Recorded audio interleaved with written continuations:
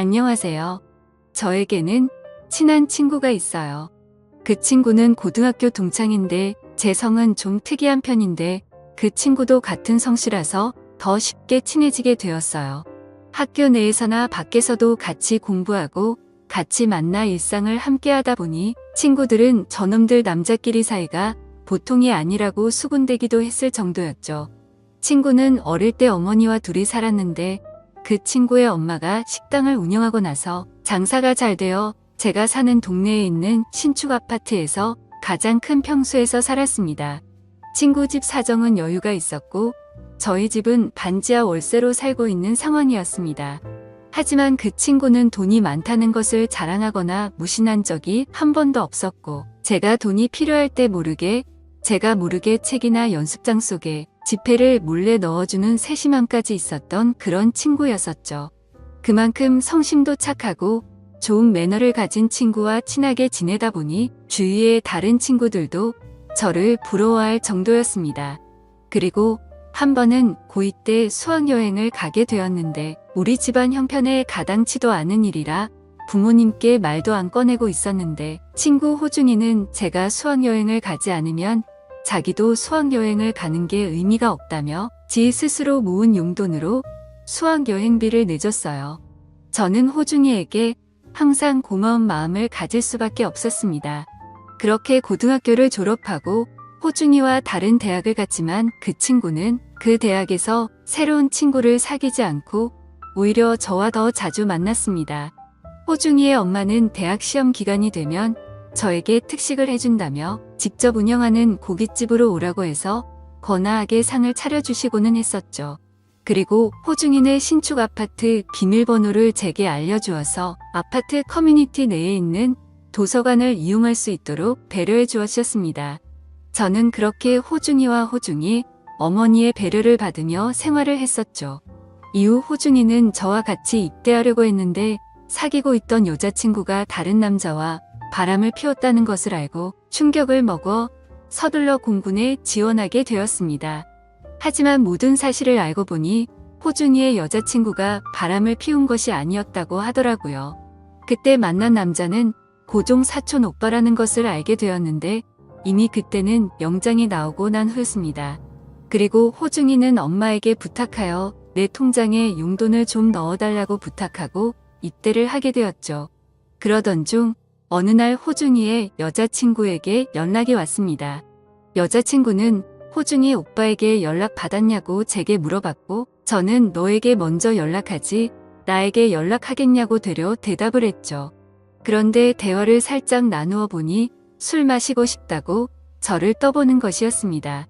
그래서 저는 학교 다니느라 일도 못하고 술도 사 마실 여유가 없는 놈인 거 알면서도 그런 말을 하냐고 했더니 자기가 술 쏘겠다면서 그냥 나와서 술 동무해달라고 하면서 약속 장소와 시간을 잡게 되었던 거죠.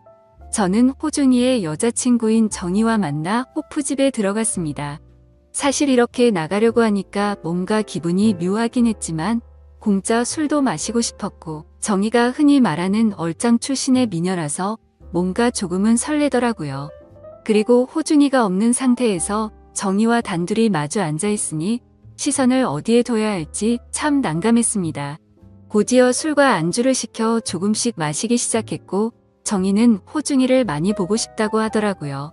저는 호중이가 전에 너랑 외박했을 때 코피 나게 만들지 않았냐고 했더니 오빠가 별 얘기를 다 했다면서 부끄러워 하더군요. 저는 호중이에게 들은 그대로 어디에서 뭘 했는지 실수로 다 얘기해버렸고 정희는 아무리 친한 친구라 해도 그런 얘기까지 미주얼 고주얼 다 하냐고 뾰루퉁한 표정을 지었습니다. 술에 점점 취해가더니 정희는 혀가 점점 꼬였는데 하는 얘기를 들어보면 호중이의 면회를 기다리고 있다며 안달이 나 있는 눈치더군요. 그래서 저는 술에 취해서 정신이 나간 건지 조심스럽게 물었습니다. 제가 호중이 대신 같이 있어줄까? 라고 물었죠. 그러면서 정희의 옆자리로 자리를 옮겨서 손을 잡았는데 제 손을 뿌리치지는 않는 것이었습니다. 호프집은 테이블마다 칸막이와 커튼이 쳐져 있는 그런 곳이었는데 결국 실수를 하고 말았죠.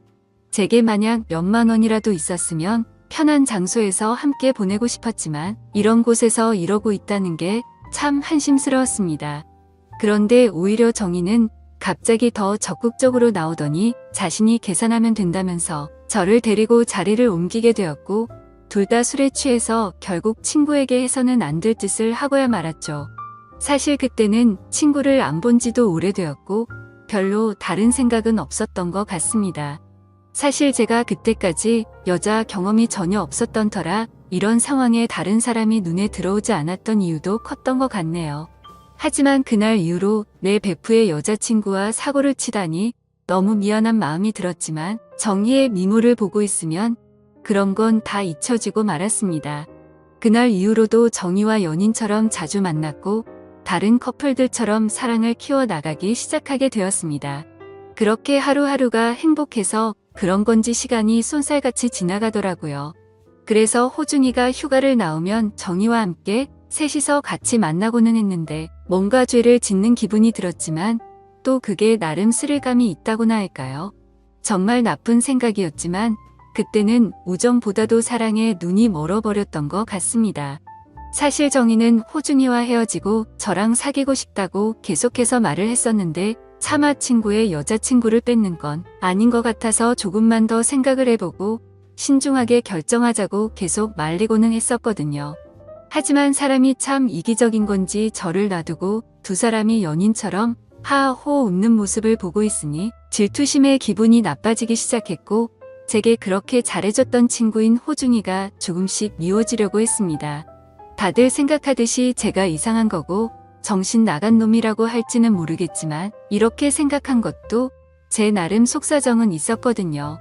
왜냐하면 사실 정희를 먼저 좋아했던 건 호중이가 아니라 저였습니다.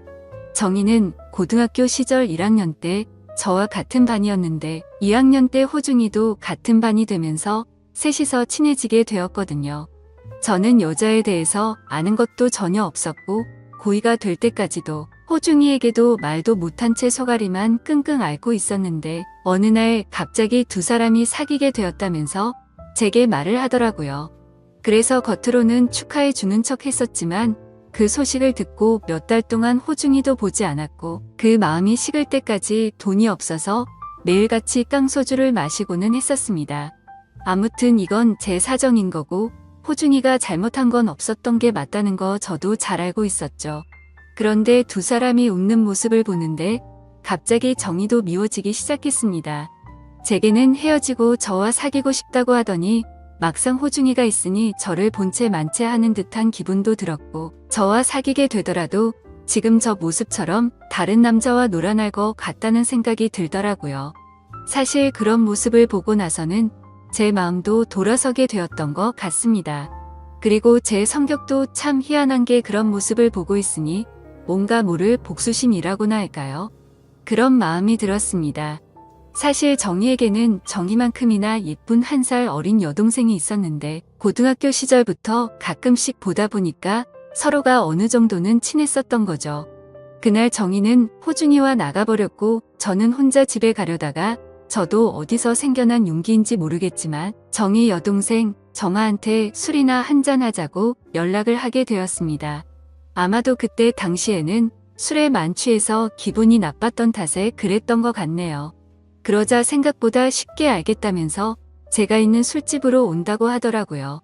그래서 결국 저는 만취한 상태로 정아를 만나게 되었고 정아도 근처에서 술을 마시다가 왔는지 조금은 취해서 왔었습니다. 서로 취한 상태에서 술을 마시다 보니 별의 별말을 다 하게 되었고 정아는 충격적인 고백을 하더라고요. 사실은 학창시절 때부터 저를 좋아했었는데 제가 너무 무심하고 철벽 방어를 치는 것 같아서 자기를 싫어하는지 알았다고 했습니다. 그래서 저는 절대 그런 거 아니라고 말을 했고 나도 사실 너를 좋아했었다고 말했고 그날부터 사귀게 되었었죠. 그렇게 며칠 뒤 정희한테서 연락이 오더라고요. 다짜고짜 온갖 욕을 해대면서 네가 이럴 수 있냐고 하는데 눈치를 보니 정아가 저와 사귄다는 걸 말한 것 같았습니다. 사실 그때부터는 정희보다 정아가 더 좋았었고 정희는 제 눈에 보이지가 않아서 모질게 말했죠. 너부터 호중이랑 좋다고 나갈 때는 언제고 이제 와서 호중이가 다시 군대로 복귀하니까 나한테 치근덕대는 거냐고 말했습니다.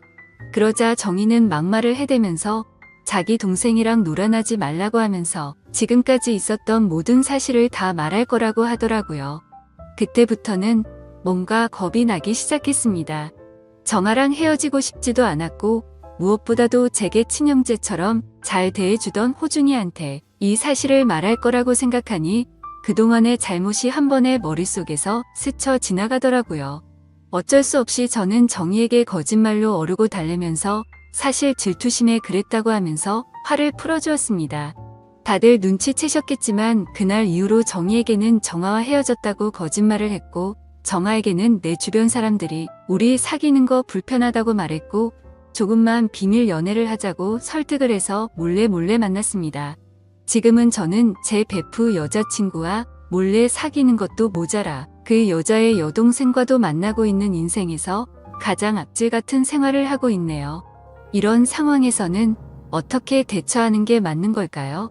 제가 이기적인 건지 정아와는 만나고 싶고 호중이에게는 이 모든 사실이 드러나지 않았으면 합니다. 그냥 차라리 군대로 도망을 가버릴까 싶은 생각도 드네요. 아무튼 현명한 답변 좀 부탁드리겠습니다. 제 긴 사연을 읽어주셔서 감사드립니다.